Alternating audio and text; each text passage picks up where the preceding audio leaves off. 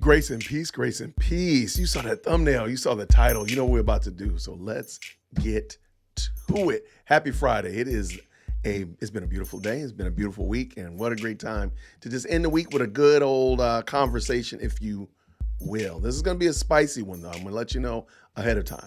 And this is geared primarily toward those who have high melanin. However, our lesser melanated brothers and sisters and cousins are welcome to participate in the conversation as well. So don't feel like you cannot contribute to this because of your melanin content. But before we get in too far, I see Operation Paperclip has made it in the building. Good to see you. Good to see you.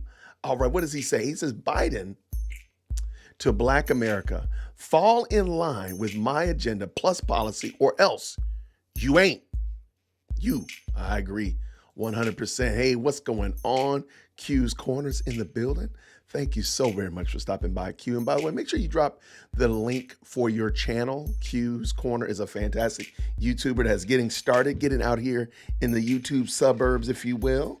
And so we definitely want to encourage her and support her in her efforts there. Thank you all, everybody who hung out with me last night for the late night, dare we say overnight? It was close to midnight when we got done. It was a great live stream, though. Thank you all so much for checking that out. If you didn't get a chance to see that, I went back over Representative Misha Maynor here in Georgia, who is suing Fani Willis for lack of or failure to do her job. We went over the press conference, and at the end of the press conference, she has a, for lack of a better term, an impact statement from some people who've been affected negatively by Fani Willis's lack of accountability. Well, it was really powerful. Wanted to go over that. So thank y'all so much for hanging out with me on last night. I know a lot of you all I've seen you all in the other YouTube channels recently. I know I saw some of you on AV to the Seventh Powers. Saw some of you over on Professor Nez. This is a lot of good content going on this Friday. I appreciate everybody that stops by. The super moderators are in the building. We got Susie Q has already dropped the link in there like a boss. Thank you so much, Susie. Grace and peace. Hopefully, little baby Susie Q is doing great as well. We got Misha in the house. Good to see you, Misha. Thank you so much for stopping by. Is that a rabbit on your thumbnail? Remember one time we had a conversation. The conversations on the live chat go left in a heartbeat. And I remember one time somebody started a conversation about chicken farming, and somehow another rabbit farming came into the mix. And I just remember how crazy that conversation was. It was interesting, I have to admit. I find that stuff super interesting, just to hear the things that other people are interested in. But anyway, I think that's funny that there's a rabbit on your thumbnail. But today I want to talk about a topic, and we hear it all the time. If you're the highly melanated, you've heard it. You might have even contributed to it. You may have talked about it one time before in the past.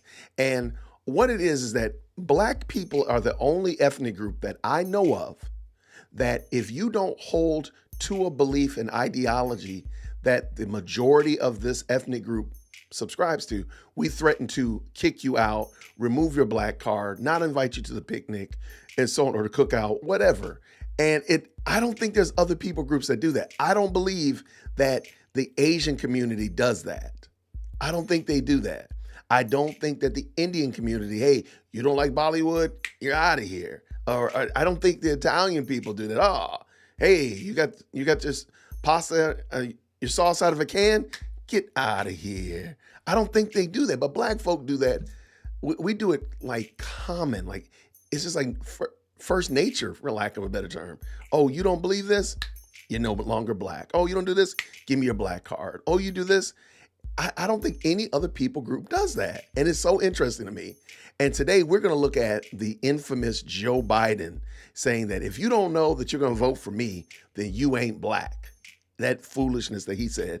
But we're going to listen to Michael Eric Dyson, whom I do not respect as a thought leader. I don't think that he's intelligent, nearly as intelligent as he wants to believe he is. Try to justify this and try to make sense of what Joe Biden said on the Breakfast Club. Y'all know how I feel about the Breakfast Club. So this is like a hyper convergence of all the things that just are ridiculous to me. Michael Eric Dyson, Joe Biden, Charlemagne the false god, fill them all in, put them all together and shake it up, and you have this foolishness that we're going to look at today. But before we get too far afield, real quick, I want to say shout out to Shara. Good to see you, Shara. Always good to see you. Thank you so much for stopping by today. And who else we got? Did anybody else pop in that I did not see? No, I think I got everybody. All right. I love it. I love it. Perfect. All right. So let's jump into this thing. We're going to look at Michael Eric Dyson regale us with his wisdom and insight. And I'm saying that tongue in cheek because it's not. Now, I will also say, because the Breakfast Club, shout out to the Breakfast Club and iHeartRadio. They love to copyright. So I'm going to try this. This is just the still image and the audio is playing. So Eric Dyson is going to keep looking like that for about 8 minutes. But the iHeartRadio is ridiculous with their copyright. So let's give it a shot. Let's go. Let's go. Ladies and gentlemen, no further ado. Let's go. Don't vote against your own best interest. I happen to believe that there is not even a question for black people of who to choose. I mean, Joe Biden has been far above anything that President or ex-President Trump has provided. I saw him in the, what was it? The Chick-fil-A talking about jobs, bro. I mean, real quick. I believe that Trump panders just as much as anybody else. So I don't think that Trump going to the Chick-fil-A here in Hapeville, which, by the way, is down the street from where Fonnie Willis's condo was. I'm just pointing it out. But Trump going to Chick-fil-A, sure, that's a political move. I don't think there's anything wrong with that. Just like I believe that Biden coming to Morehouse next Sunday, the Sunday after next, is a political move. Let's just be honest. Let's stop pretending like they are not political moves. The thing is, however, you don't have to, I don't have to, Eric Dyson do not have to agree politically, and we can still be the highly melanated. So we're going to let him tease it out. But I just think that's super interesting. The unemployment rate of Black America now is about 5.6. When Biden came into office, it was 9.3. He's talking about money. And y'all want to know why the unemployment rate was 9.3? Let me ask you a question.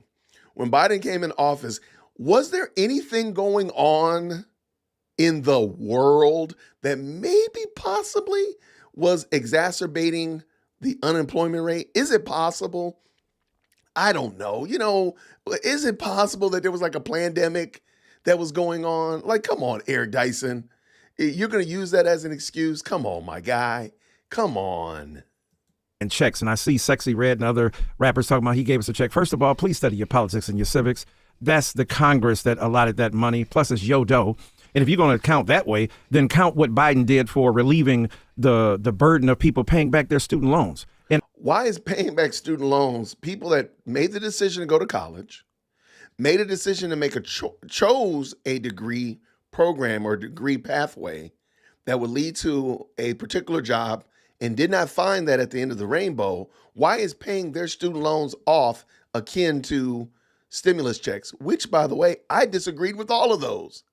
I disagree with loan forgiveness. I disagree with stimulus checks. Like both of them can be wrong, Eric. I'm just letting you know that. So because somebody is happy about free money, which again, I disagree with, that doesn't make you noble by saying that, oh, well, they're wrong for that, no, Eric Dyson. That's not the case. Let's keep on and on and on. When we look at every metric, not only putting a black woman in the vice president's office, not only putting a black woman on the Supreme Court, but doing programs that lift all boats, that address African-American people specifically in some instances, but more broadly, issues that are concerning us, whether it's about discrimination in housing, whether it's about not only student loans, but every effort of education, kicking kids out of school early, and on and on and on. It ain't no.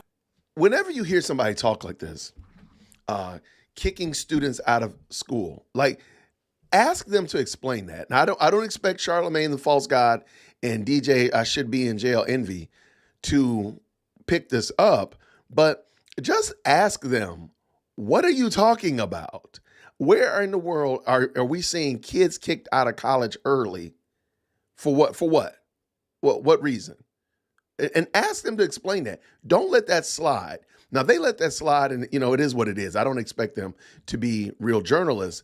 But in that regard, ask them more questions than that. Don't let that slide by. Let us go. A question for me. Donald Trump is a vortex of bigotry. He is the leader of the bigotocracy, the rule, reign, and tyranny of... The bigotocracy. Now, I got to give him credit, though. I think Eric Dyson is a whole bona fide stir-fried fool, but I got to give him credit for it. That was actually pretty funny. I got to give him that little bit of hat tip, whatever like that. But he's going to literally blame Trump for everything that goes wrong on the planet. I promise you. You're going to be like, yo, like where does the responsibility of anybody start? Because Trump is taking over all responsibility. I'm going to run this back just a few seconds just so you can hear it. Let's go. Bigotocracy, the rule, reign, and tyranny. Donald Trump is a vortex of bigotry. He is the leader of the bigotocracy, the rule, reign, and tyranny of forces that are antithetical to our best interests, not only as black people, but as a nation. And when we look at every what are the forces that are antithetical to every aspect of this country? What are they, Eric? What are they? See, when you go to the Breakfast Club, you know that Breakfast Club is where ideas go to die. They go to not be challenged. They go to just be able to be spread without any kind of pushback.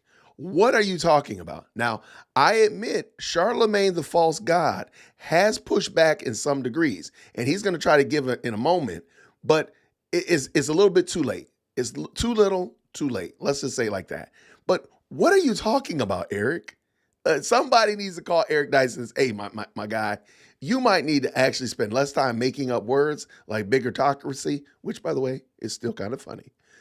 And maybe just spend a few more moments explaining what it is that you're talking about. Let us go. Indication of where we are as a nation. This is a guy who's still standing by people who supported January 6th, the insurrectionists. He's trying to make them American patriots, but demonizing Black Lives Matter, demonizing people who protest for the right and the ability to live in this nation without the unjust encumbrances imposed on us by white supremacy. So let me make sure I got this right. The unsolicited tourism of the Capitol building on that day in January, the 6th day, is akin to the summer of love that we saw going on, that burned parts of Atlanta, that burned parts of Chicago and other major metro cities. We see those, and those are the same. They're the same akin. So we can make an apples to apples comparison. The unsupervised tour and the summer of love. We can put those together and see them as the same, Eric Dyson. Really? Come on, man.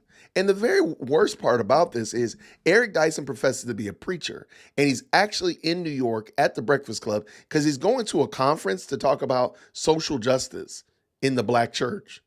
Like, go figure that you would talk about something as baseless and as ignorant and as vacuous as that, rather than give Charlemagne the false god and DJ needs to be envied in jail the gospel. Never mind going to give these black preachers the gospel. Never mind making much of Christ. Sure, we're going to go and make much of social justice. Let us continue this. Understand what black people see in Donald Trump's swag.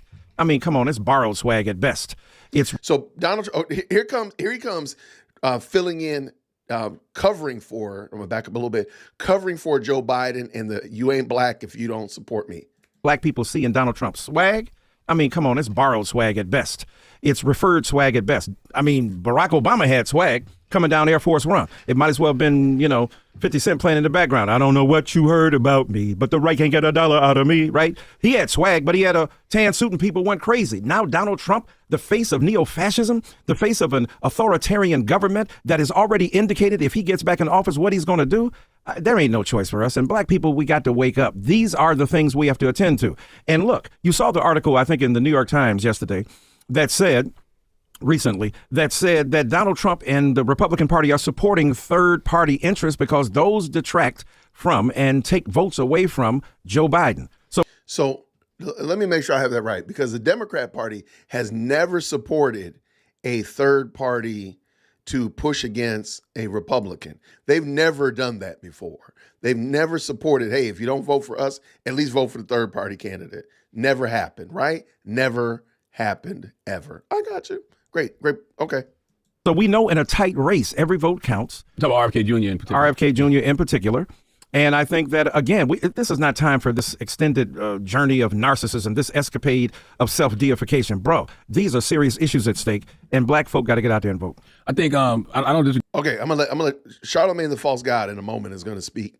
And I had to say, man, as much as I don't like him because I don't think that he's intelligent, he did ask some good questions and had some reasonable pushback, but he's not giving Eric real smoke. He's not giving Eric Dyson real competition, dare I say, or real pushback. He's just giving him a little bit of like a little friendly little shoulder check. Let us continue this. However, the idea and the notion, and I really want people to start asking more questions. One of the reasons why I started Dear Woke Christian is I wanted people to realize that it is okay. It is perfectly fine to ask questions. You're not going to lose your black card if you ask questions. You're still going to get invited to the cookout if you ask questions. Big Mama is still going to get you that nice little Christmas bag that she puts under the Christmas tree every year. God bless Big Mama. If you ask questions, it's okay. Ask more questions. Eric Dyson says stuff in this video that you're like, what am I supposed to believe here? What is going on? Ask questions. Don't feel like you can't ask questions. You can. You are a sovereign individual. You are able to ask questions. Ask him questions. Ask Eric Dyson. Ask other people that support these type of ideas. What are you talking about? What are you talking about that they said they're going to do what? What specifically did Trump say he was going to do when he becomes president again? What did he say? Book, chapter, verse, in context. What did he say it? Where did he say it? Show me the links. Send me the links, better yet. Don't even tell me. Just send it to me. Let us continue. Agree with anything that you said, but I think that we don't take the time sometimes to take a step back and see why people do gravitate towards, somebody like Trump. Because I keep telling folks over and over, people will forget what you did, they'll forget what you said, but they won't forget how you made them feel. That's in my 2020, answer. people felt they got the stimulus checks, they got the PPP loans, so they felt like it was more money in their pocket. Now, what I tell folks is let's think about how we got there. We got there because of Donald Trump's mishandling of COVID. So do you want to see millions of people die in order for you to get that check in your pocket? What was the mishandling? What was the mishandling? I'm not trying to be funny.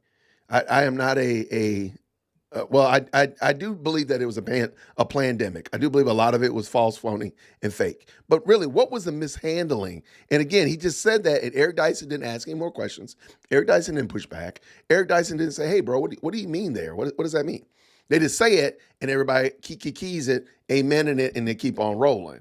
That's how you end up getting caught in this dumb trap. But notice what he's saying right here, that black people should not support Trump. Now, I want you to understand that because we're going to read an article in a moment about, I think there are more people of my melanin content and greater who are starting to realize that this ideology is false.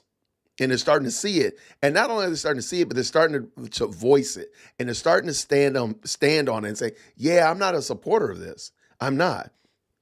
I told y'all earlier, I heard many of my Morehouse brothers who are not excited about Joe Biden. Now, granted, they're not turning over, going from blue to red or anything of that nature. They're not going all cattywampus on us. However, they're starting to question it. I don't know people who at one time voted for Trump who are now, after confliction and having a dark season of the soul, are now voting for Biden. But I could tell you a whole bunch of them who voted for Biden, the 900 quadrillion people that voted for Biden and the such, they voted with the stars and the amoebas in the ocean. Again, it was the most popular president on the planet. But I know a lot of them who are not, they're not excited. They're not excited about Biden. I know a lot of them. And I know some who've actually said, no, I'm done with that dude. I'm voting for Trump. They say they don't care. They're voting for Trump. So my point in saying all of this is you don't see that type of excitement for Biden. And find it. Show me somebody who's excited about voting for Biden, not voting against Trump. There's something different there. Somebody who's excited, because everybody I know is excited to vote for Trump. They don't really, they could run, it doesn't matter. They want to vote for Trump. They want to vote for Trump. Good, bad, or indifferent. They want to vote for Trump. They don't care voting against Biden. Find me a Biden supporter that's excited to vote for Biden. That's what I'm looking for. But let's let this go. Let's finish, Jason.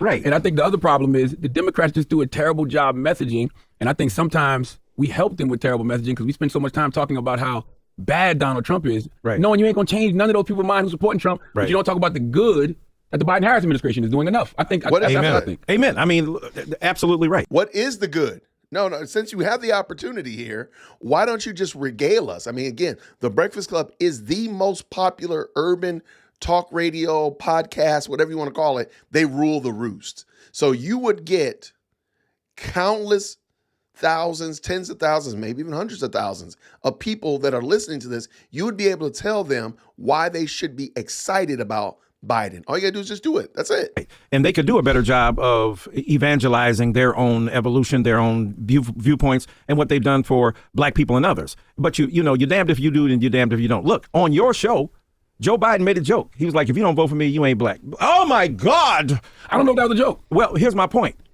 We say we want a white person who understands us and can vibe with us, right? Bill Clinton playing the saxophone, but more importantly, understanding the limits, the interests, the ideals of black America.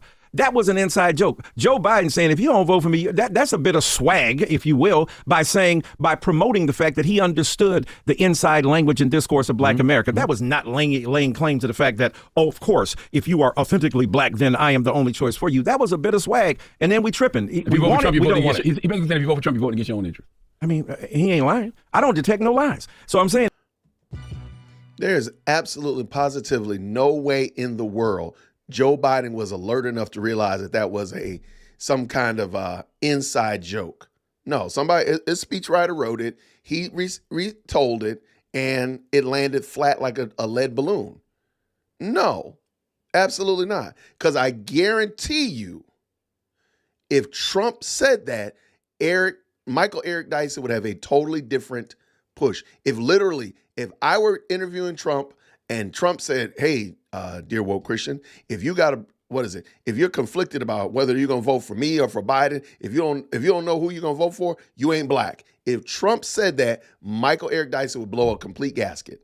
He would completely have an aneurysm, laying on the floor, twitching, and Charlamagne the False God and DJ Envy should be in jail, would all be losing their minds. So it's no, you allowed that man to play you. You might as well let him call you the N-word. He might as well say, hey, man, pass me that J, my knee. I mean, you could have just did that. I mean, it's really that basic. Joe Biden insulted you, and you're not smart enough to say you were wrong. And Michael Eric Dyson right here is going to try to prove that, or try to rather make a case that he did not. Matter of fact, I'm going to give Michael Eric Dyson a clown. Because, Charlamagne the False God likes to do that, the donkey of the day? So I'm going to put a clown. I see Tawana already got me. She already beat me to it. And drop a clown emoji in the chat for Michael Eric Dyson. Just give him a clown because he is a clown. I'm sorry. There's no other way around it. DearWokeC@gmail.com. If you have a question, comment, or concern, or you don't like what I said, please understand. Ain't nobody got time for that. I don't care. All right? Let us go. Let us go. Fill it up with some gun. Fill it up. Absolutely. Let us know, man. Eric Dyson, man, you are a clown. Charlamagne the False God, you clown. This is a carnival because you got DJ should be in jail, Envy in there with you. Y'all are clowns. Absolutely. And please, if you have a question, comment, concern, please make sure you email management. Absolutely. Let's roll. Let's go. Did I hit the button? I did not. and if he's got that, we don't mind it if, some rapper who's white doing it, if it's Eminem and, Dr. Dre can stand up and said he's the coldest brother on the microphone and what he does and blah, blah, blah. So we don't mind that kind of swag. But if a guy who understands us, who's had, look, complicated histories, people are constantly pointing, well, look at Joe Biden in the 1990s. Bro, what have you done for me lately? People evolve and grow. They change. What has he done? Now, Okay, let's go with Janet Jackson. Let's go with what have you done for me lately? What has he done? What has he done? Eric, I do not allow, this is why I like debates. This is why I believe that we should allow and encourage discord between different ideologies, because he's on the same platform and they're just talking. Nobody's challenging, nobody's pushing back, nobody's asking any more questions. What has Joe Biden done? What are you excited about? Please let us know. Let's go. Biden is still saying the stuff he said back then about, not wanting his kids to be involved in a racial jungle or, against busing. Find me a white person that really wasn't against busing at that particular point, even enlightened white liberals. Now, my point is not. Okay, fine. But find me a black person that was pro busing. Because I argue that busing was bad. I argue that integration was not as wonderful, sunshine and rainbows as you would like to cause us to believe and to think. It wasn't. It really wasn't. But I digress. Let us continue. Let's roll.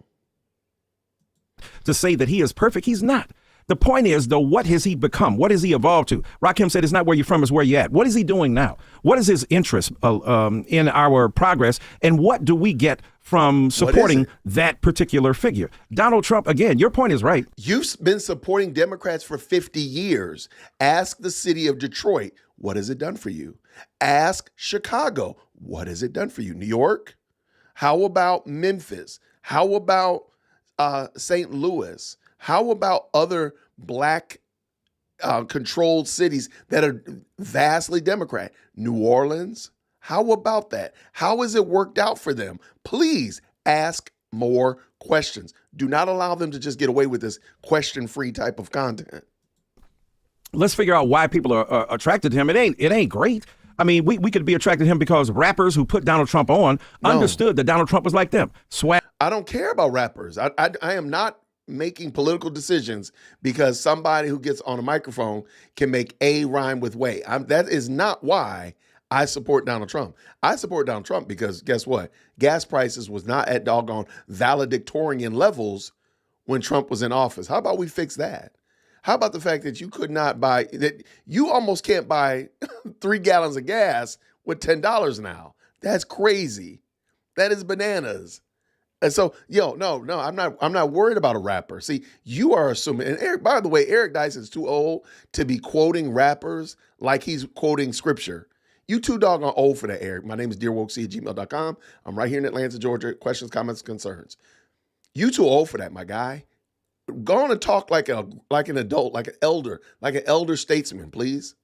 But again, back to the point that I'm making, sir, I'm not saying Trump is great because a rapper said that.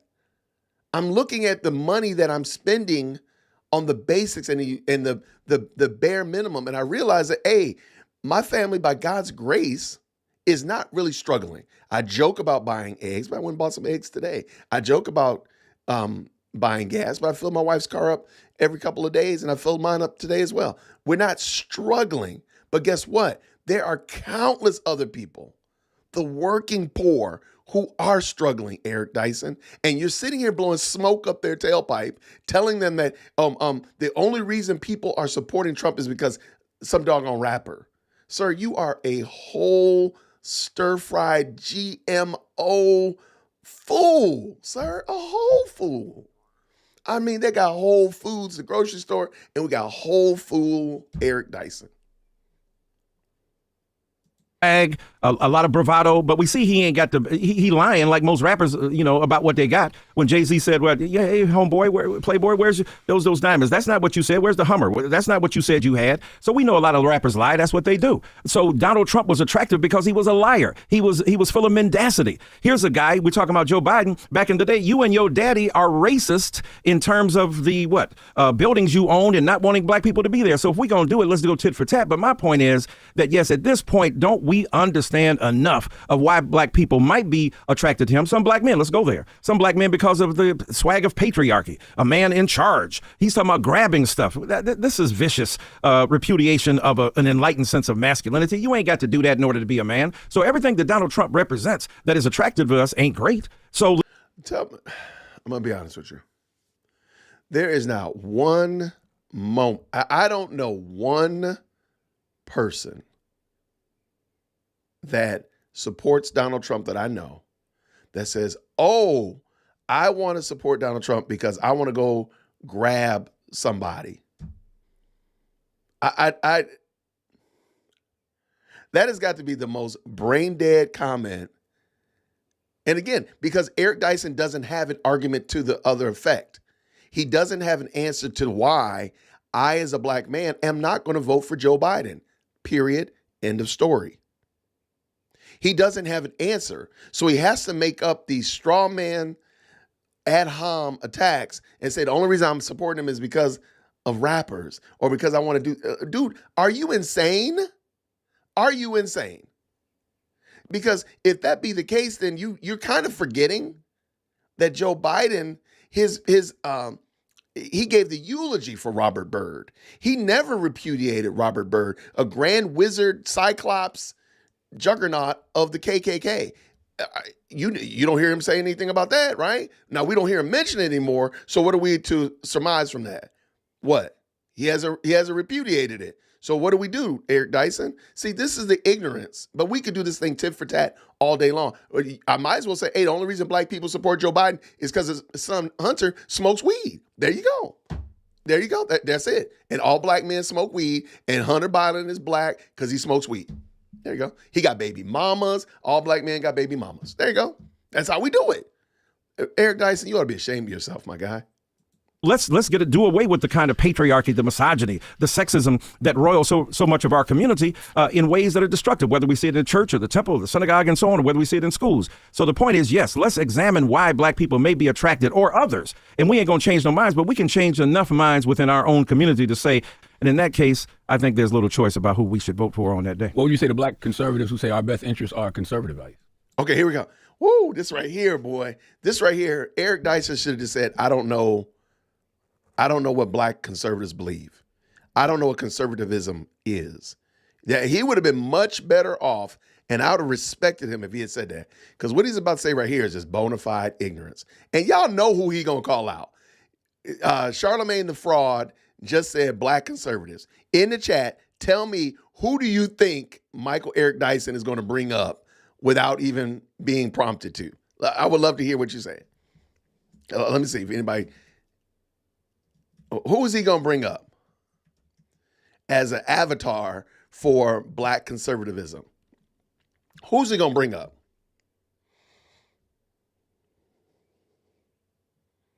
Oh, okay. Some people calling out that Biden's kids.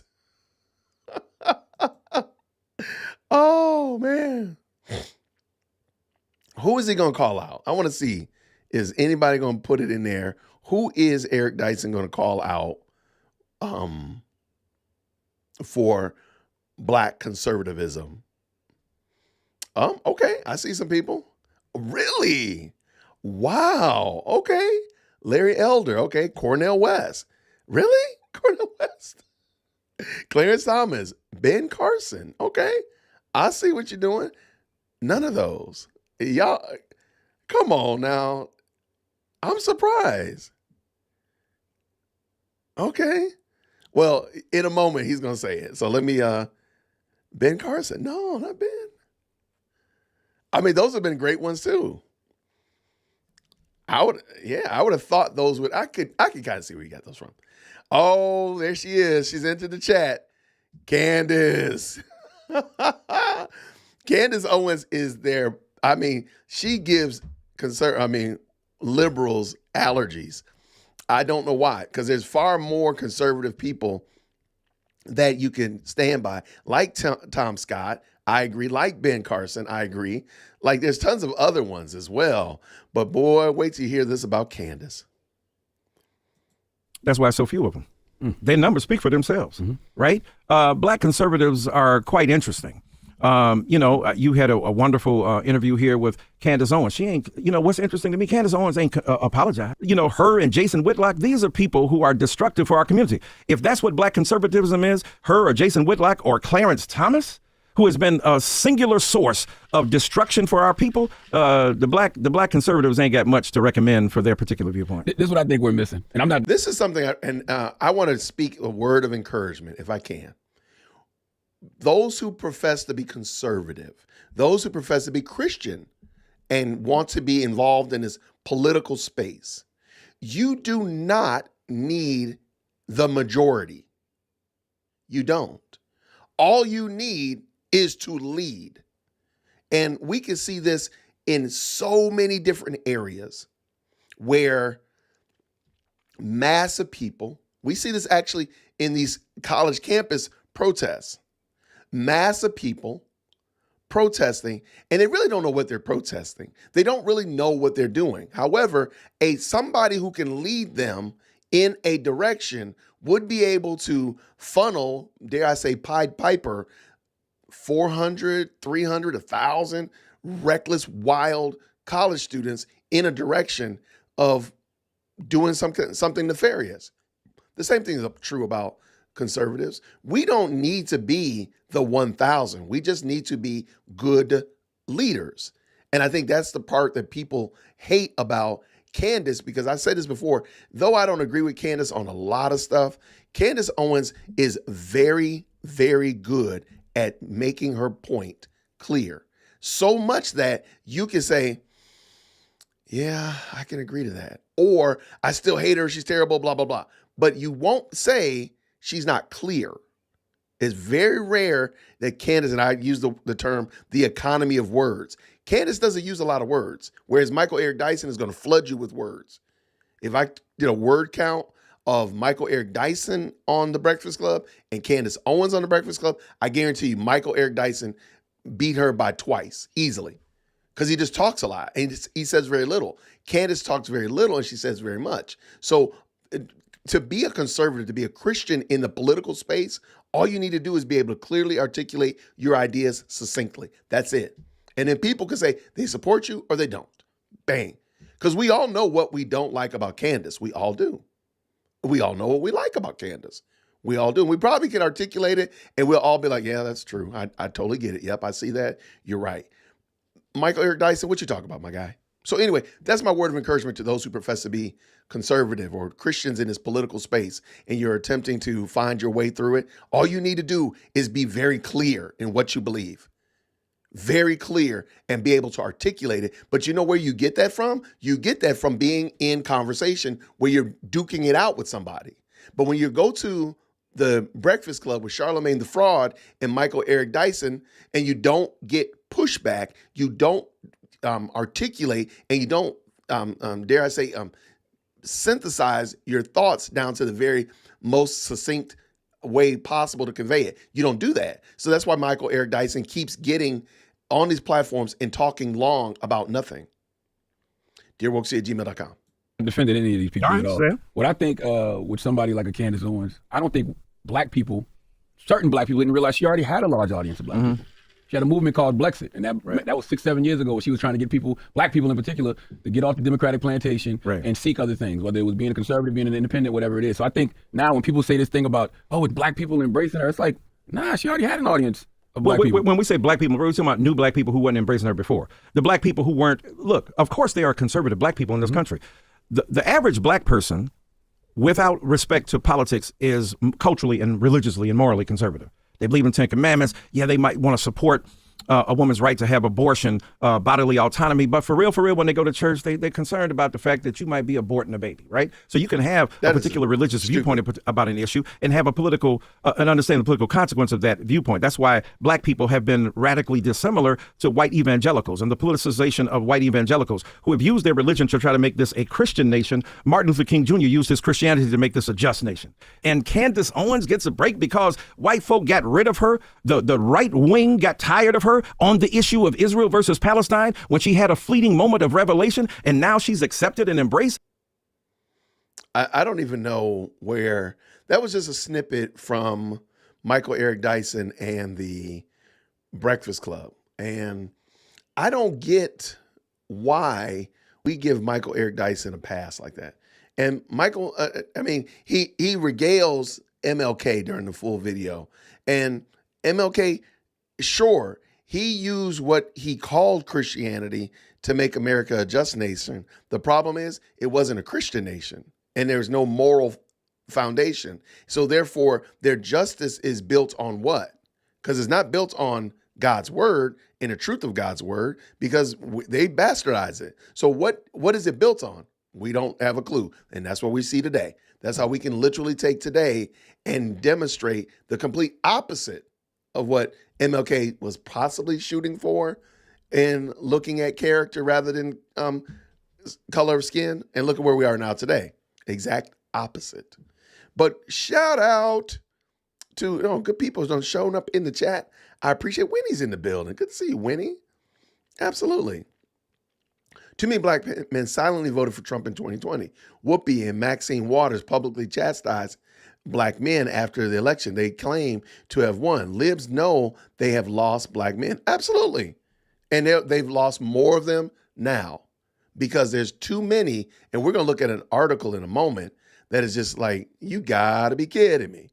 But there's too many of us that want to take care of our families, that want to take care of our wives and kids, and we're not able to do that because we're paying $9 a gallon for gas in some places. That's insane. I mean, the gas prices are insane.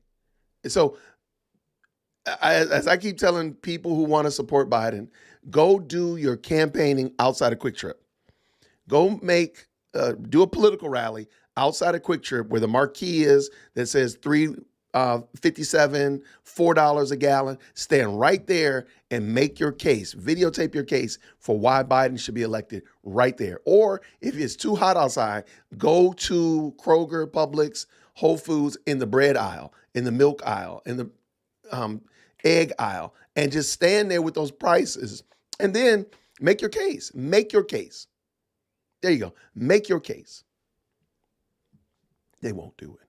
Let's go. This one's going to be fun, though, because you may or may not have known that any kind of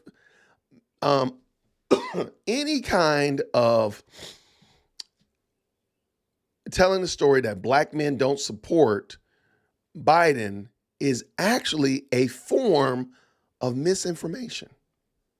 Now, granted, misinformation is a new term, fairly new in the lexicon of humanity. Dare I say, maybe since 2019, it's not really new. It's not really an old term, kind of like fake news, same thing.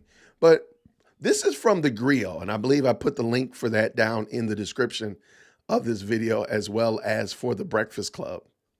Beware of stories spreading misinformation about black men being fed up with Joe Biden and the Democrats. This is an opinion piece. While black voters' frustrations are real, we can't allow that to be an excuse to let misinformation seep into the ecosystem, our communities, or the ballot box. And this is from Antoine Seawright. And I dare say that Antoine is seeing wrong, because in this opening sentence, he literally disagrees with himself. Listen what he said. While black voters' frustrations are real, what are the frustrations about? Well, he doesn't explain that in there, but look what he says next. We can't allow that to be an excuse to let misinformation seep in. What's misinformation? And I'm hoping that in this article, he's going to explain what is this misinformation that is seeping into the community and into the ballot box. Let us go. Let us go. We got Joe and Kamala. They're looking happy. They're about to, the most popular president in the world. All right. All right. I'm going to call myself out. I'm going to call a flag on the play for myself. Hold on. All right. I'm calling myself out right here. I do this all the time. When I tell people that I am a Morehouse graduate, that I am married to a beautiful black woman, and I've been married to her for 22 years, that I have 2 round-head black girl daughters that came from my wife in my marriage, and they're younger than our marriage date. I give you my bona fides. I do that because I want you to come at me with the smoke, and I want to set you straight. So I do that. I do it all the time. Matter of fact, most of the time, I do it by wearing something that has Morehouse on it, because I want you to know that I am a black man according to all of your made-up standards. All of your made-up standards. I am a black man. I live in the South. I went to a black college university. I have a black wife, so on and so forth, fill in the blanks. You're not going to find a way to isolate me from the black community. I'm your problematic nephew. You're going to have to deal with me. Now, the reason I bring that up is because Mr. C-Wrong here opens up his opinion piece by doing exactly what I do. So I can't give him any shade. He says here, let me be clear. I am not new to this conversation. I'm true to it. And what he's doing here is he's trying to stop you in your tracks and stop me in my tracks from criticizing what he's saying. He's saying that, look, I've already, and he's going to give you a few more, he's going to fill out his bona fides in a moment. He's saying like, look, this is not my first time at the rodeo. This is not my first time having this discussion. So I know what I'm talking about. Don't come at me. I, on the contrary, am going to do that. Let us go. As much time as I spend talking with local, state, and national elected leaders, stakeholders, grassroots organizations, and party officials, I spend even more hosting and participating in events, in barbershops and beauty salons, churches and community centers, engaging everyday folks across America, where I am listening. I am listening a whole lot more than talking. So basically what he's saying is, don't come at me because I know what I'm talking about. But guess what? I don't believe him, so I'm going to come at him. Here we go. I've even written a few articles here and there about the importance of the black vote, particularly black men. But an article I read the other day didn't remind me, as I've often argued, that black voters are the most consequential voter bloc in America, or in the black man are positioned to be the most critical swing vote in 2024 election. Instead, it just further illustrated how quickly misinformation can spread in our community and how damaging that information can be. So right here, I'm assuming that he is now going to explain what is this misinformation? What are these lies that are being spread in the community? I think that's fair. I think we should expect that because that's what it sounds like he's going to explain. Let us continue. As I wrote back in August, it's clear that voters of color, particularly black men, are the number one target for misinformation, disinformation, and voter suppression. And the experts tell us that it's only going to get worse in 2024. I got a question for you. What is the misinformation, Mr. C-Wrong? What is the disinformation, sir? And how in the world is there voter suppression? Let's put away the false narrative and let's get into the real brass tacks. What is the real voter suppression that you're talking about, sir? Now, before we go any further, because you still ain't told me anything, let me make it absolutely clear that I don't pretend to speak for all black men, much less the entire black community. Okay, but you can speak for everybody else, but I digress. That would be more than a little insulting. Well, I'm here and I'm insulted. Furthermore, anyone who spends even a little time in the barbershop will tell you that there's some real frustration out there and even more frustration. And even more confusion, please forgive me. Yes, that thanks to President Biden and the Inflation Reduction Act, prices are starting to go down. Where? Where are they going down? The prices, where? But let's be honest. All you need to do is go to the grocery store and you'll see the affordability crisis. Come on. Prices are still high and people are struggling. Okay, now I want you to remember, these are realities. These are the realities that are causing people to consider, I don't know if I want to vote for this guy. I don't know why I'm supporting this dude. These are real realities. So let's see what he says about those, because those are realities. The grocery store, I keep telling y'all, the grocery store is the place that all political rallies should be had. If Trump wants to win, he should do political rallies in the grocery store. I know it sounds crazy. In Sam's Club, at Costco, in the parking lot of Costco, it's a wrap. It's a wrap. Go to Publix and do a political rally, Trump, I promise you, it'll be a shoo-in. It will be a shoo-in. I get that. In fact, I can identify with it because I'm pretty frustrated myself. The fact is that when Democrats hold a small majority like we do now in the Senate, Republicans can still use archaic rules and filibuster to block major legislation. Like what? Now he went from grocery store, which is, I think, a Main Street issue, to now talking about major legislation. Tell me what bill in Congress is going to change the price of milk. What are you talking about? That's exactly what they did with the president's Build Back Better plan in the John Lewis Voting Rights Act. What are you talking about? And it's pull your hair out by the roots frustrating.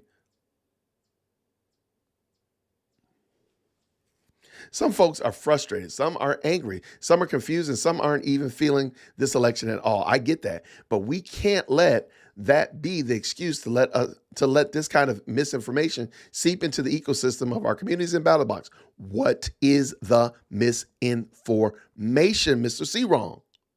For example, here we go. For example, let's see what he says.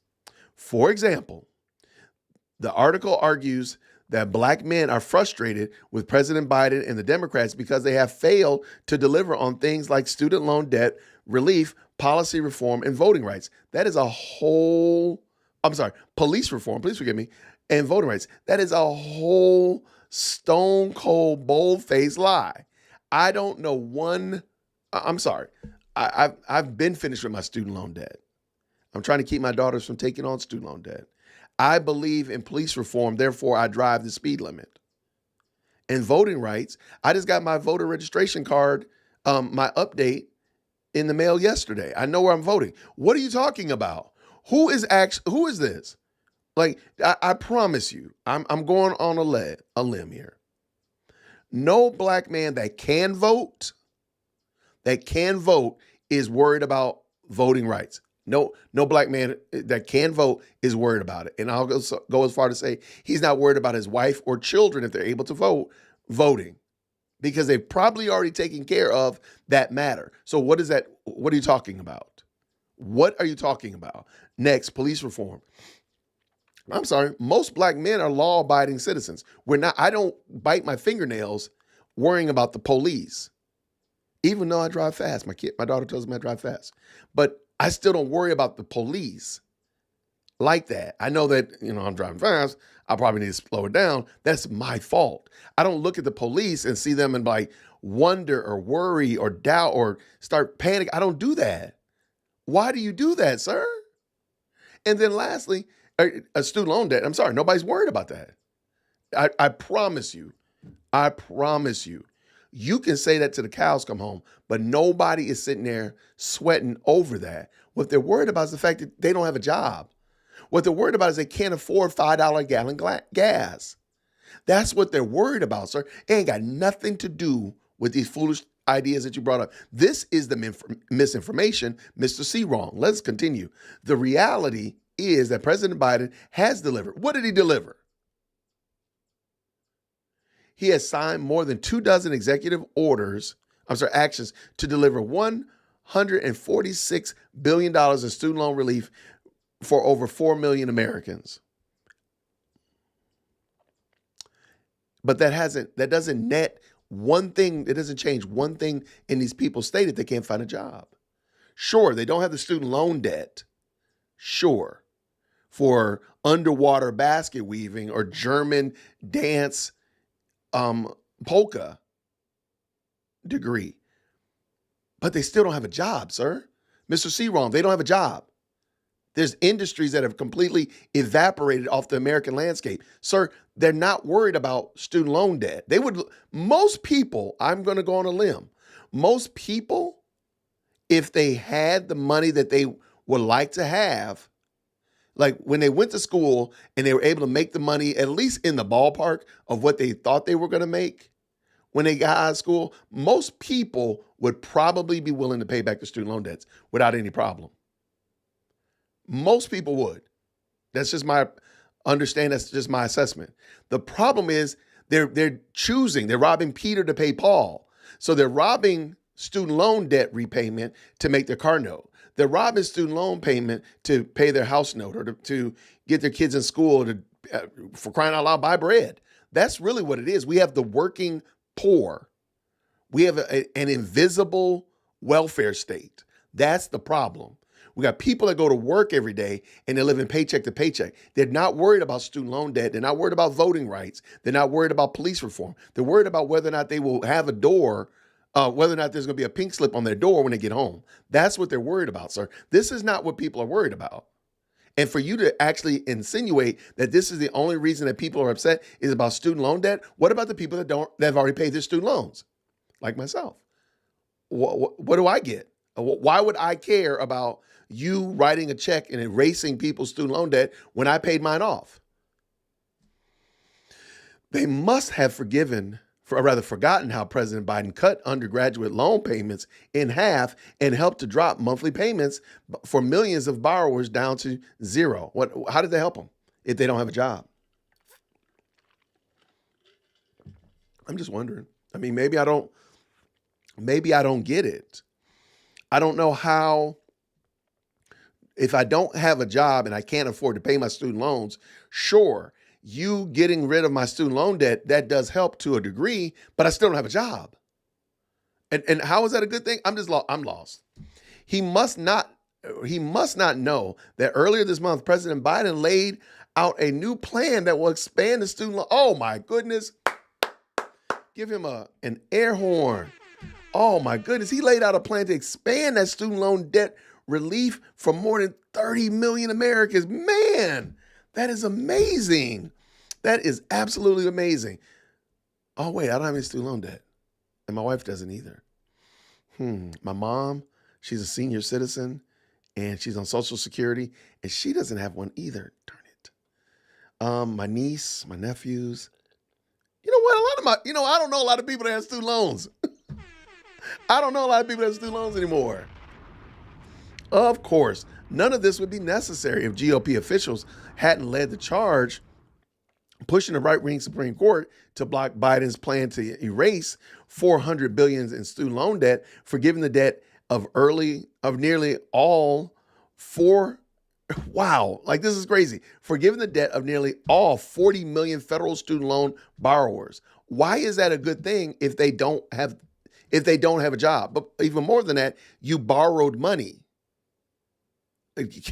Will this be the car note forgiveness plan? Because I'll go get a car note tomorrow if y'all gonna just go ahead and forgive debts. How about house? I mean, this house, I got a little mortgage still. Is there a house note forgiveness program? I made the decision to buy this house. I made this decision. I'm gonna go make the decision to go buy this car if you go ahead and forgive me of the debt. Will there be a program to forgive me that? Because I made the decision? Why do student loans get a forgiveness but not car debt? Why not? Why not house debt? Why not? I'm just wondering, just asking questions. This is ridiculous. Isn't that delivering on student loan relief? But who needs it though? Why not? Why not help them find jobs and they can pay for themselves? And it does enrich the economy even more because you have fewer and fewer and fewer people on the government teat. But see, you don't want that, Mr. C. Wrong. You don't want that. You want people to remain beholden to the government. That's what you want. Go to school, get a degree that is useless, get a degree that you can't make money on, and then turn around and say, oh, the government will repay it. That's what you want. But what about police reform? First of all, he's already assuming that student debt, police reform, and voting rights are the big issues that people are considering. And that's not the case at all. I don't know people that are arguing this, except liberals. Any Republican, any conservative, any Christian, any person with a warm blood circulating through their veins is not sitting there saying they want police reform and student loan debt forgiveness. They want to work, Mr. C. Wrong. They want to work. They want a job. They want to go out and be gainfully employed to take care of their wives and children. That's what they want. People are not sitting there saying this. But let us continue. I hear you asking, well, despite what the article tells us, President Biden has delivered there too. Let's start with the fact that in October 2022, President Biden announced that he was pardoning all federal offenses for simple marijuana possession and calling on governors in every state to do the same. He also started the process for broader decriminalization and rescheduling of marijuana under the federal law, but that doesn't matter in this article, does it? Let me ask you a question.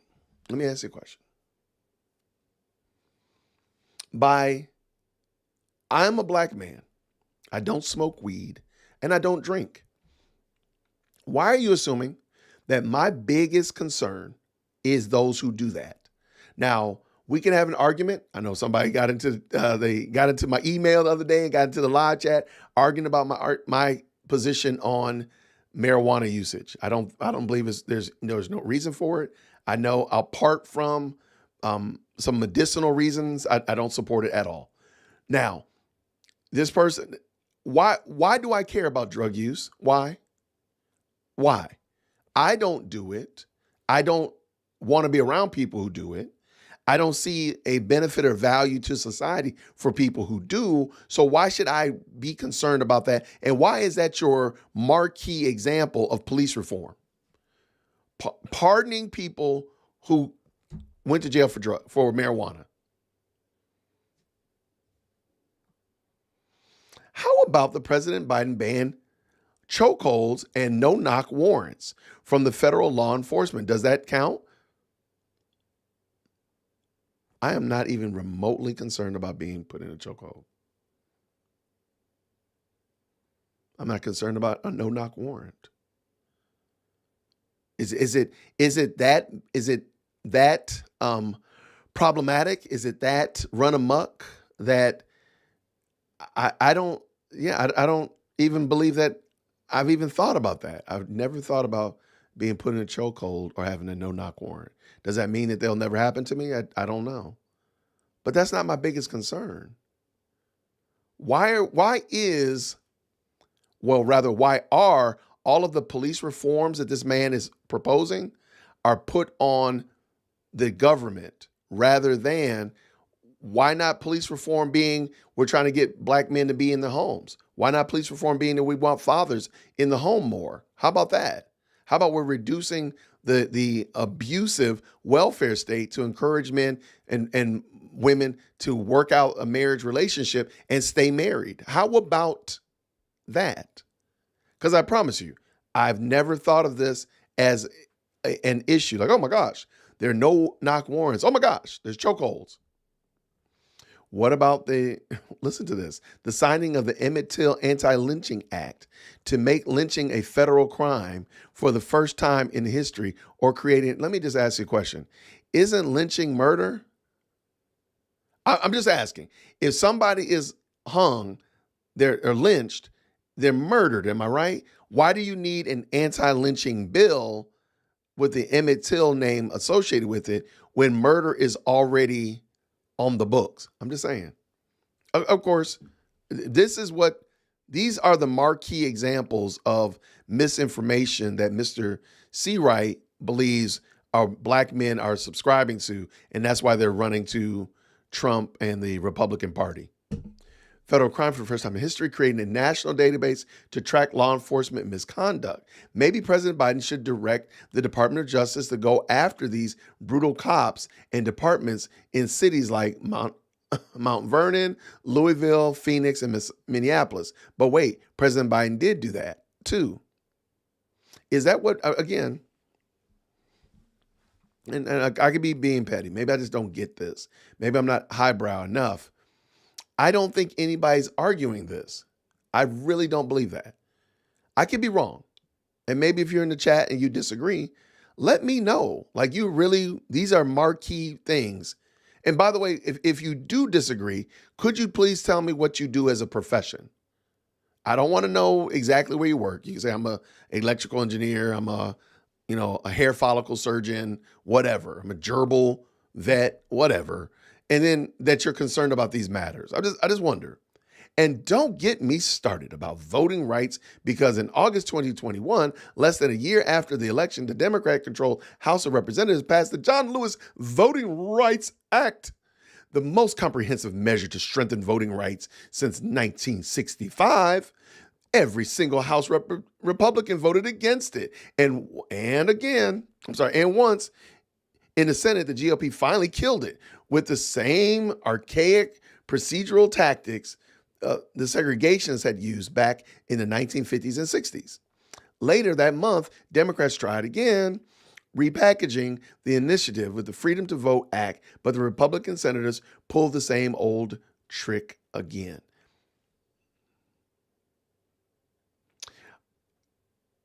This is supposed to be the marquee example of of the misinformation. But I'm just asking a question.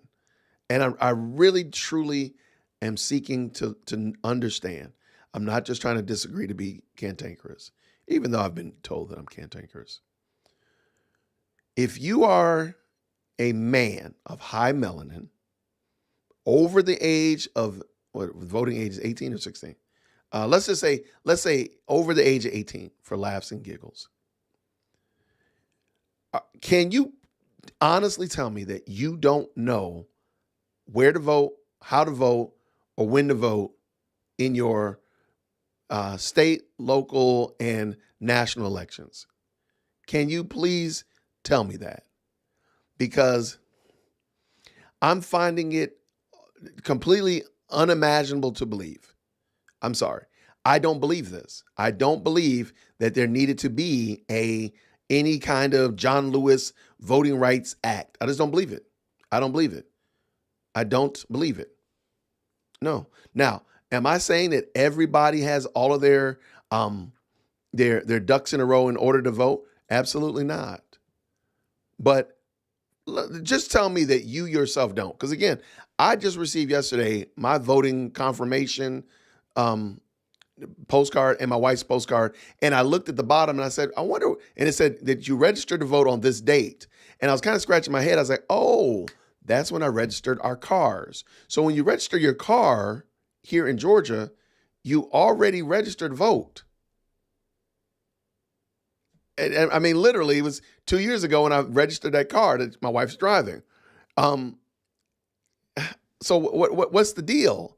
I don't get it. I do not understand what is the consternation that we need to go have this new federal law. Because remember, notice they tack on John Lewis, civil rights. Okay, they tack on separatists and racialism and all this kind of stuff like that. They tack in all these words to it to kind of give you some kind of racial animus. They give you these words to try to make you sound like there's some kind of pushback that's not organic, that's not natural, that it's racial in its start. But that's not the case at all. I just would love to know who are the people that don't know where to vote, when to vote, or how to vote this late in the game. I'm sorry. Who are they? At this stage of the game, you need to say, like, there's a whole community over here on Cliftondale Road. Nobody over here knows where to vote. And there's a whole bunch of able-bodied men, 18 to 55, that don't have driver's license, that don't have state IDs, that don't have jobs, they don't have bank accounts, they don't have Netflix accounts, nothing, and it is wandering around and it is waiting to be taken advantage of.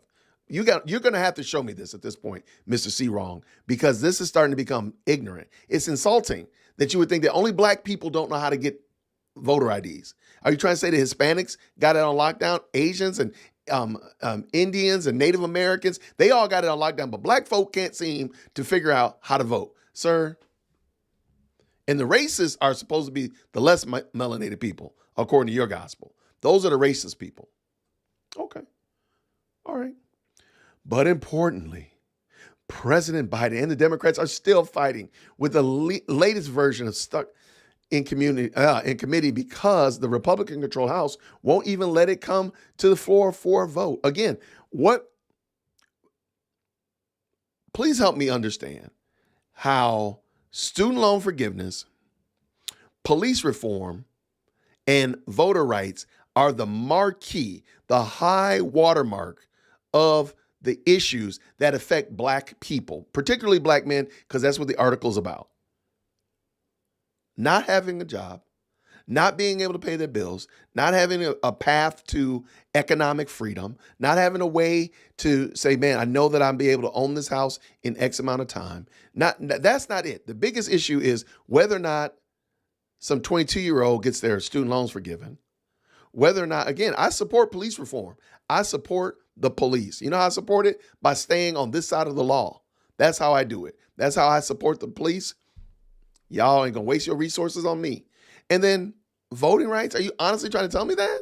That's insulting, my guy. That is so insulting. Still, the article would have us believe that President Biden and the Democrats haven't made voting rights a priority. We don't want them to be a priority. That's the problem. Nobody cares about that. It really is not that important. I'm trying to tell you. I am trying to tell you. Don't hear what I didn't say. I didn't say voting is not important and that we should not vote. I did not say that. So please don't hear what I did not say. What I did say is voting rights are not lost. We have our voting rights.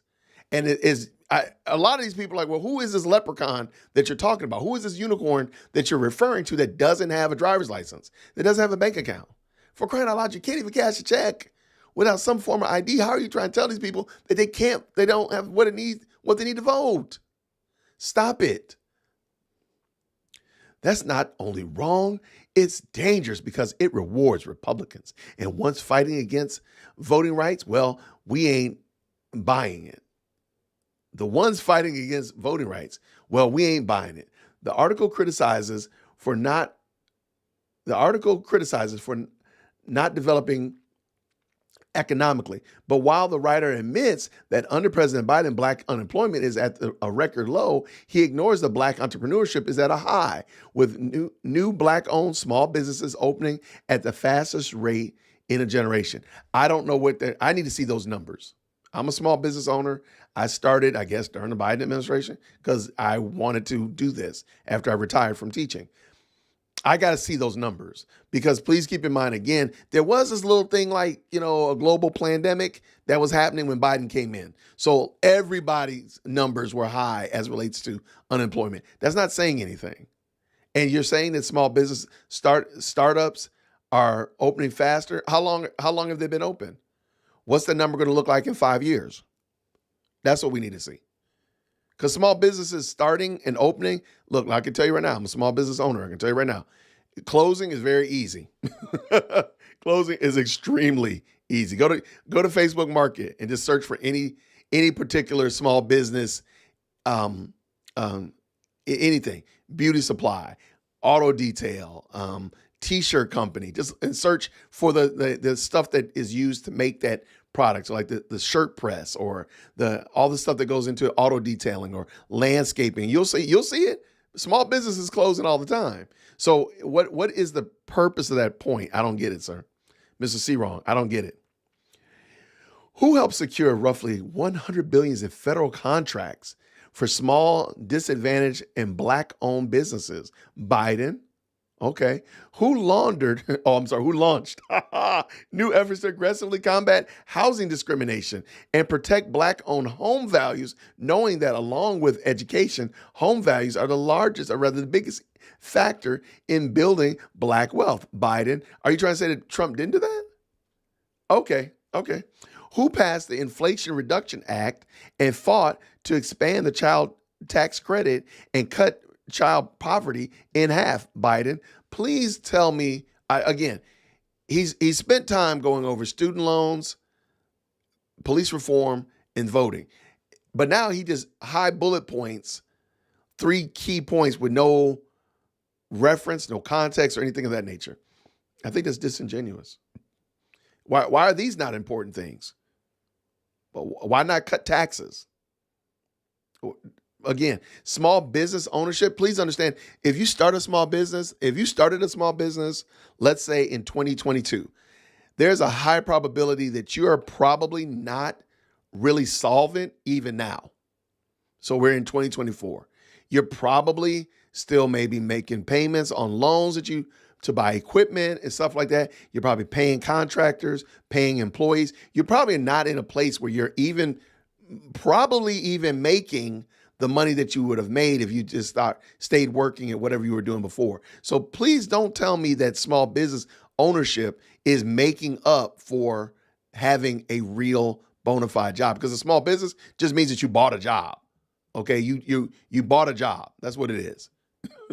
I bought a job. I own a job that hasn't paid me yet. That's what it is. It pays me a little bit, but not much. I am not dancing in the streets about it. I thank God for every person that comes to the studio, that uses the studio. Oh, by the way, we will be doing a live stream tomorrow from Podium. But I appreciate it. But I'm not under the confusion and delusion that that's going to keep my family fed. I know that it's not as of yet. I'm going to keep on watering. I'm going to keep on digging. I'm going to keep on fertilizing it. And eventually it will. But I know right now it's not. But most small businesses are like that. Now, there are some, there's some aberration, some that just, come out the gate and they do really well. God bless you. Fantastic. But most of them don't. Let's continue. This isn't a game. The article wants us to believe that President Biden and the Democrats aren't repairing infrastructure, fixing dilapidated school buildings, or doing anything to invest in Black communities. So I guess President Biden investing $1.2 trillion to repair our infrastructure with the bipartisan infrastructure law is just a figment of our imagination. I guess securing $1.3 billion to help our schools safely reopen, ensuring high poverty school districts and schools are protected from funding cuts, and investing $7.7 billion in historically Black colleges and universities doesn't count. I guess $15 billion to replace lead water lines in poor communities doesn't count. Please, again, that sounds really profound, but I know that $7 billion to HBCUs is over 10 years. And when you divide that up, it's not as much as you would like to make it sound like, Mr. C. Wrong. So please miss me with all of that bravado. But even in that, why notice again, who's the hero of this story?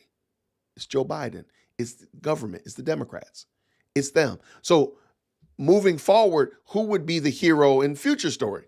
Joe Biden, the Democrats, the government. Why is it that you're not focusing? Why are the efforts that he's putting in place not making humans, men, the heroes of the story, aka reducing debt, or reducing rather taxes, so that men can find a job or bringing businesses back to the United States? Where's that?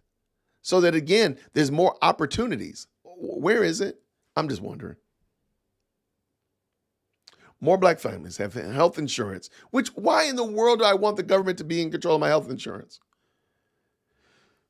Right now than in any other point in history, and we passed the first major gun safety law in nearly 30 years. Does that matter? Does it? What does the gun safety law do?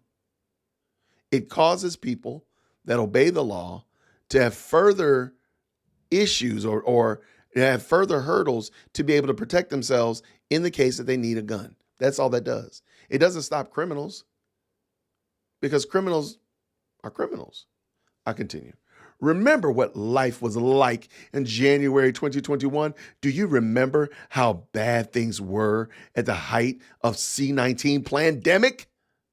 That was the America that Biden's presidency inherited. Fast forward to today, and you'd have to agree that by any measure, the turnaround has been dramatic. No, it hasn't.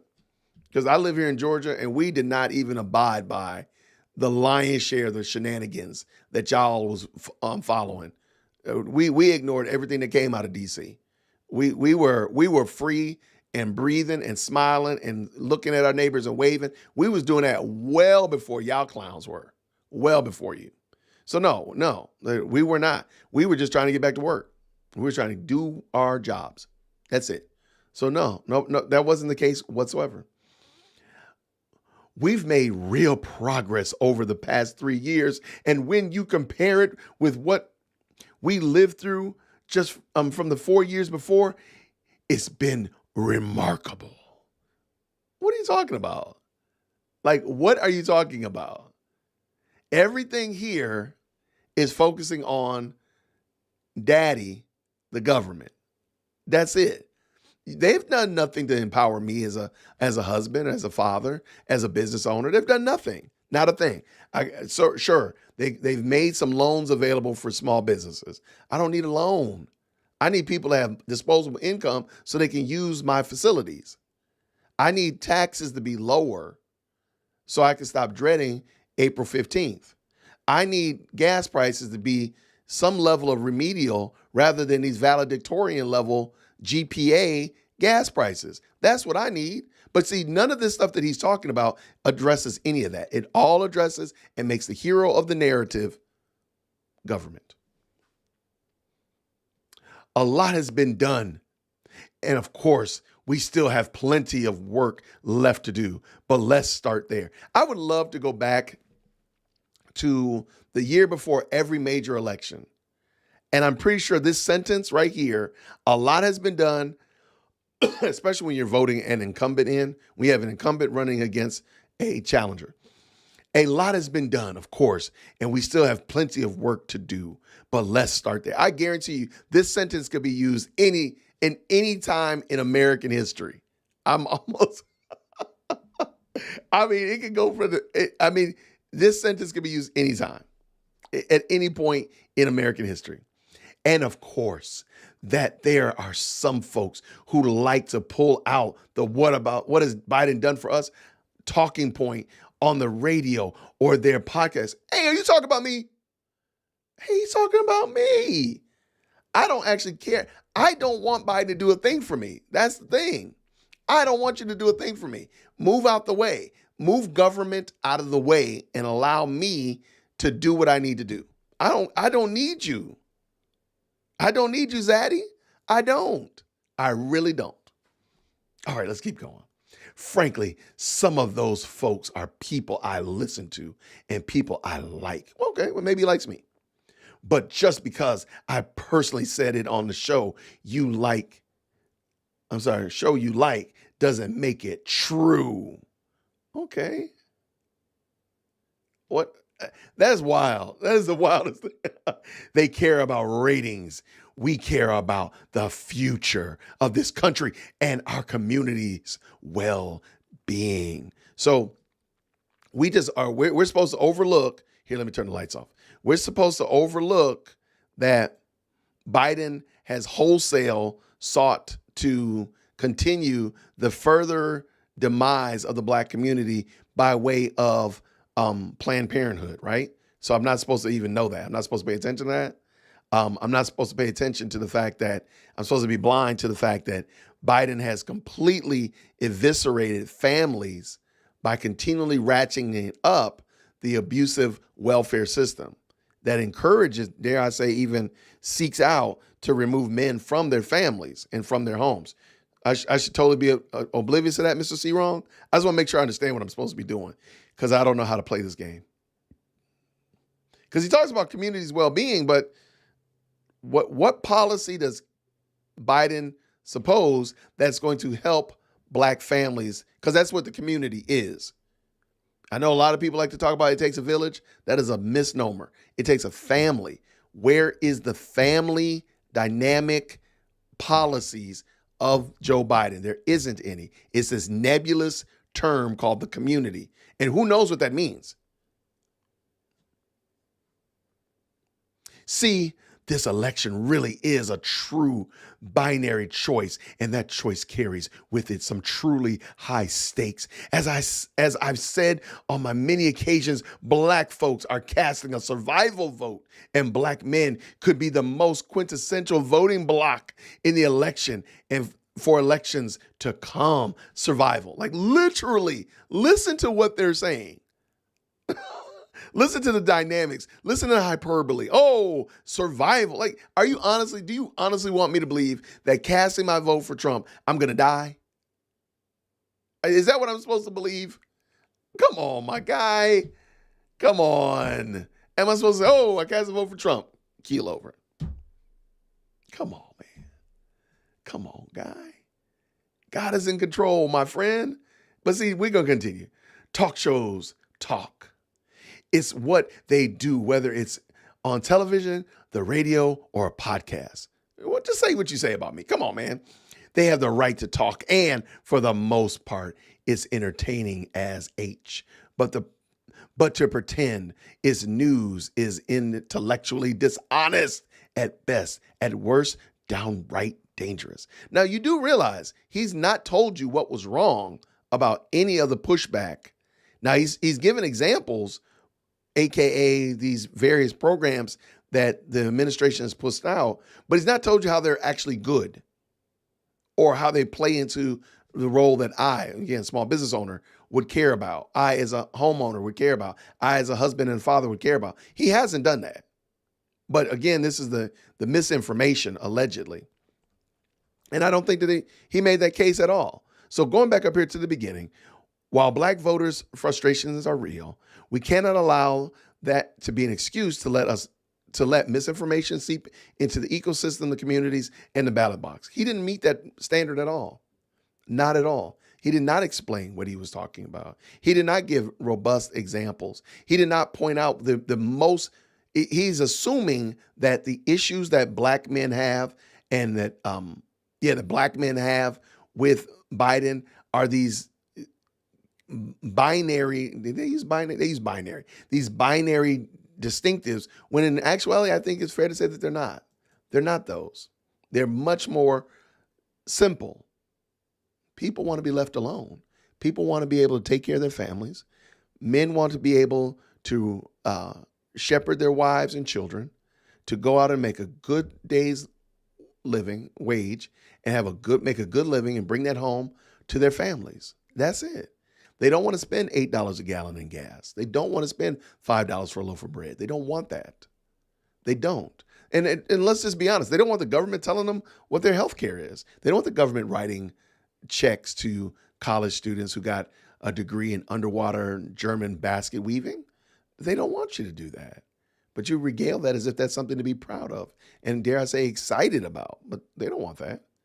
They want to go ahead and just do what they need to do from day to day, what they should be doing, which is taking care of their families. That's what black men want. And I know this. Why? Because I'm a black man. Y'all, this was a good one. Thank you so much. I've been wanting to talk about this. I've been wanting to talk about that Eric Dyson video, and I thank you for listening on today. Look at that. Look at what your average man saying, just an average guy. $6 a gallon of gas. So that means you cannot get 2 gallons of gas for $10. I mean, that's crazy. That's craziness. So that means my car, which has 13 gallons in it, and initially I could fill that thing up easily $30. Now I'm at $50. So 13 gallons. So that means I would almost be cruising close to $90 to fill that car. Am I right? Wait, hold on. What's the math in over there? What's 13 times 6? See, that's what I'm talking about. But see, that's what people are worried about. People are not worried about, I'm telling you. Yeah, $78. Okay, it was close to 90. It was in the ballpark. Almost $80 to fill up my car. My wife's car is 15 gallons. So hers is going to be $90. Yeah, that's crazy. That is bananas. But see, they want us to believe that that's what the most pressing issue is in society, when I challenge that it's not even in the ballpark. It's not even in the parking lot of concerns of people. Voting rights and such like that. I don't believe that's the case at all. Now, and am I open to being wrong? Absolutely. Absolutely. I'm wrong more times than I'm right. However, I don't think I'm wrong here.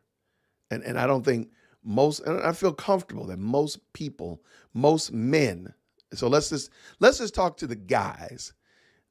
Men in the chat, if this is a concern of yours, could you drop a money bag in the chat if making a good living is your bigger concern? Making a good living and keeping more of the money that you make. If that's your concern, could you drop me a money bag in the chat? Now, if voting and student loan debts and police reform and insurance and all that kind of stuff like that with the government, give me anything else. Drop anything else in the chat. But if that's your biggest concern, if you say, hey, the fact that I want to be able to take care of my family, to take care of my kids, take care of my wife, that's more pressing to me than anything else. Could you just drop me a money bag in the chat? And just, I would love to know. Like, I don't know. Maybe I'm wrong. Maybe I'm just totally losing it. Maybe I'm just totally crazy. Yeah, I see the money bag showing up.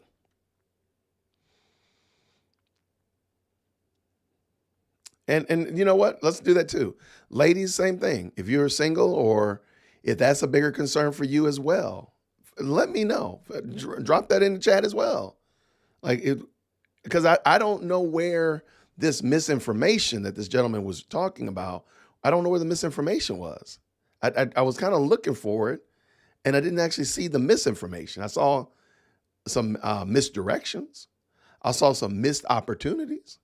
I saw some miss me with that foolishness, but I didn't see any misinformation because this is what, and the odd thing is that this is a young man. And I'm like, my guy, like, wait till you have a wife and kids, and then you let me know. Yeah, I'm looking and I see a lot of those, that money bag popping up. And again, like it's sad to see that people will push this false narrative that this is the only thing that people are concerned about. Yeah, I remember. Look, I remember when gas hit $1.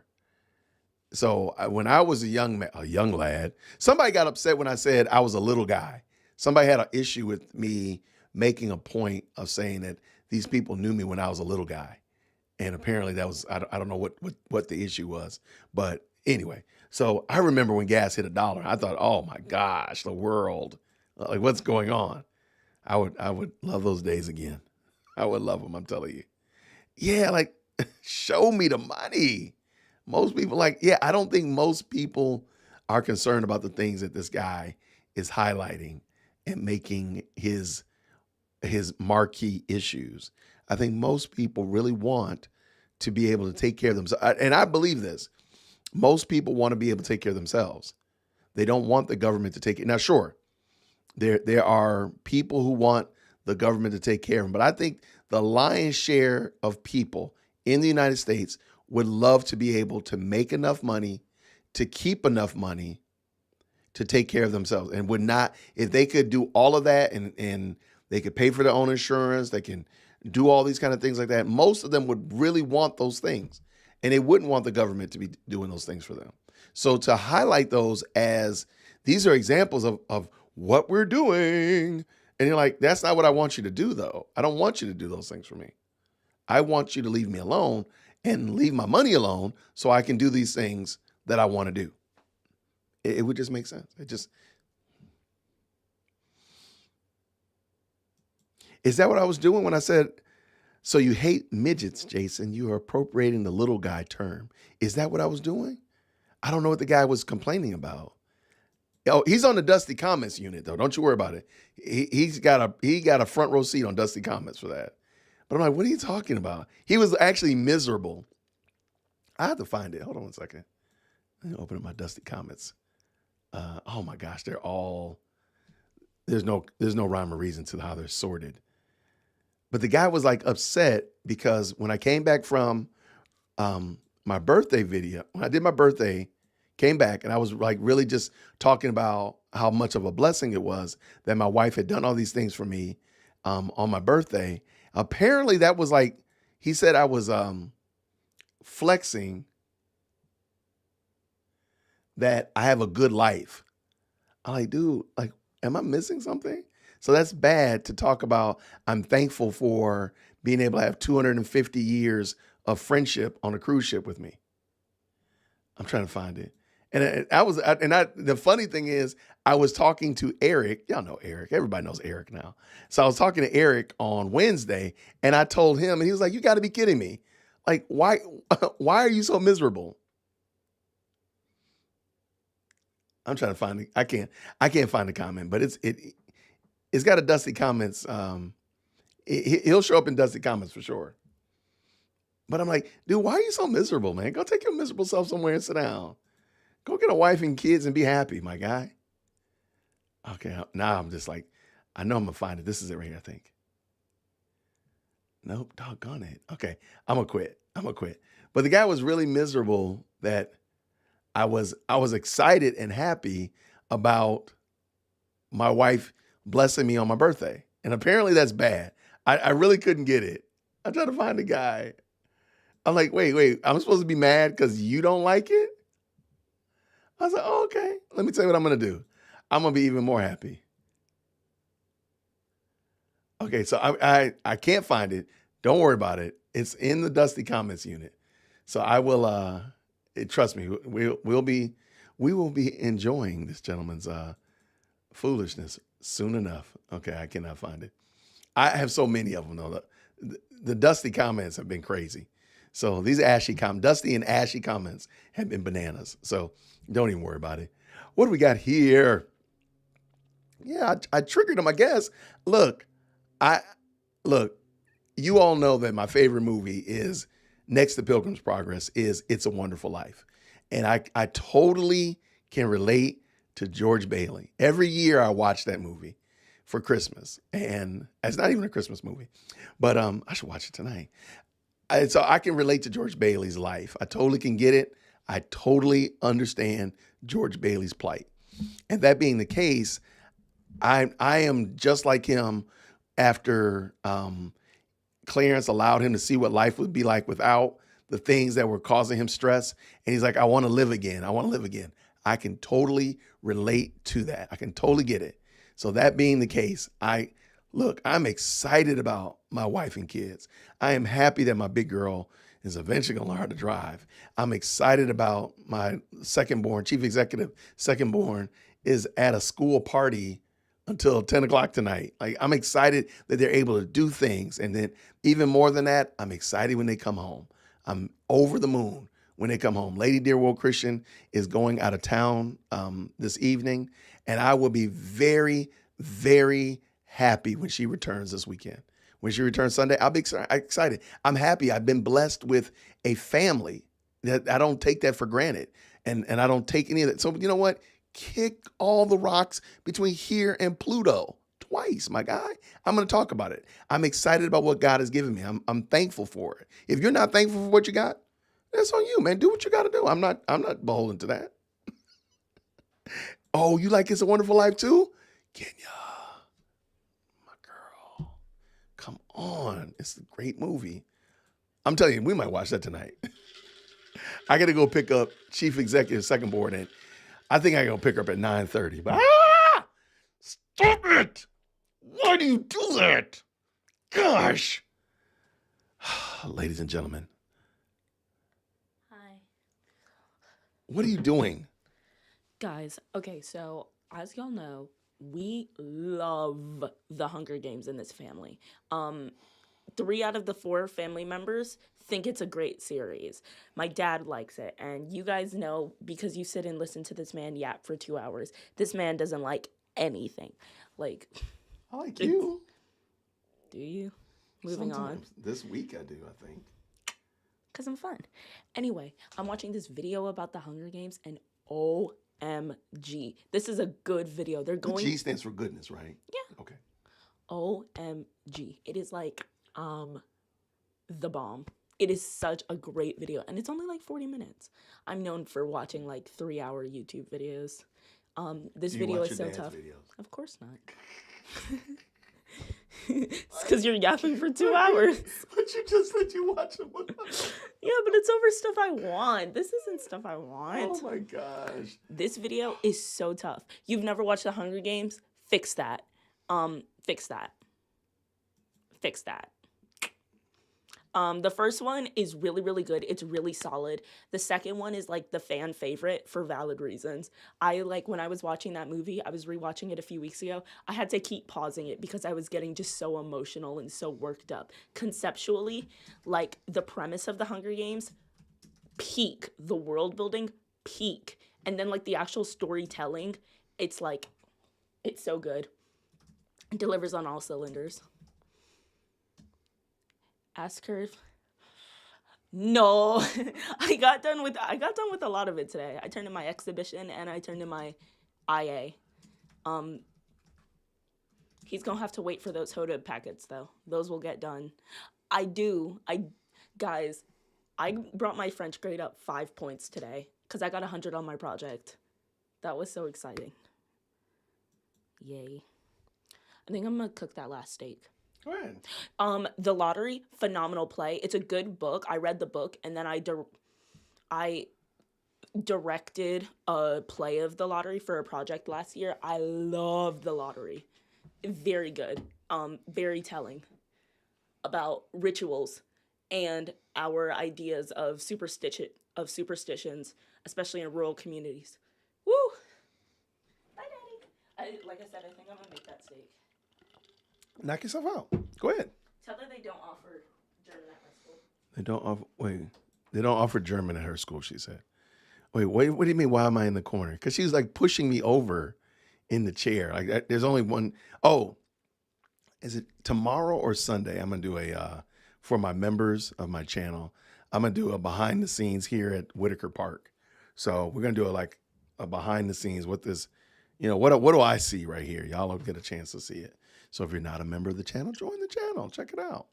All right. So yeah, she's like leaning over me, and I know she wanted to be on the video. So, oh man, I'm watching the replay of me being scared by this girl. Let me see this. I'm watching this.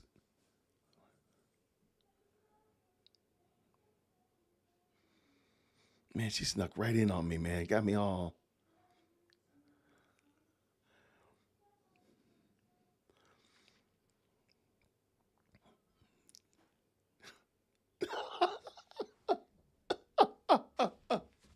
I did not see her come in, man. I got to start locking my door. I promise you. I got to lock the door. I got to lock this door. All right. All right. Man, those kids are crazy, man. Oh, no, I was just leaning over. I mean, my hand was on the floor, but I was just leaning over so she could get into the camera because she wanted to get on the camera. I mean, I need to put her on this side camera over here, but I don't have a microphone. Maybe next time I'll do that. I'll just put her over here and say, hey, there, talk over there. Am I cowering in fear? No. Girl's crazy, man. She's nuts. I'm not cowering in fear. I love it. I love it. Okay, what we got here? I know one thing that I think hey, Trina. She catches me all the time, man. Because I'm not really thinking. Usually they don't want anything to do with me. And so they're just upstairs. And usually I can hear them coming down the hallway, but I clearly did not hear her at all. My gosh. Oh, am I overlapping Kiana's live? I'm going to get out of here anyway. I need to stretch. I love it. I need to. You're absolutely right. Hey, everybody. I want to thank y'all so much for hanging in there with me. Thank you so much for the support. Thank you so much to everybody who's become a member of the channel, who supported me through the various and sundry ways. I do plan to do a live stream tomorrow from Podium. We got a couple of guests coming in tomorrow. So the goal is to start doing live streams there with guests. So bring people in to talk, so on and so forth. Next week, I got some guests coming, whether it be live or stream. I got some good guests coming in. We're going to be talking. One gentleman wants to come and talk to me about the Israel, Middle East situation. And then another one, hopefully, I just filled out the request form. They sent a request form for me. So hopefully, I don't want to say who it is yet because I don't want to ruin it until I know that they're coming. But y'all will be, I think you all will be pleasantly surprised on Thursday or Friday. So we got that as well. So tomorrow I got a live stream at Podium Studio. I think y'all will have a good time with the guest there. We haven't seen him in a long time. And Sunday I'll just do my regular show. But we're going to have a lot of fun there no matter what. So thank you all so much. Every last one of you. Thank you, moderators, for just making this thing work like a charm. Thank you very much. It means a lot to me. And thank you all for being the best live chat on the planet. I appreciate each and every one of you that came by today. Thank you for hitting the like button on your way out. I appreciate it. And until next time, everybody, grace and peace. Take care.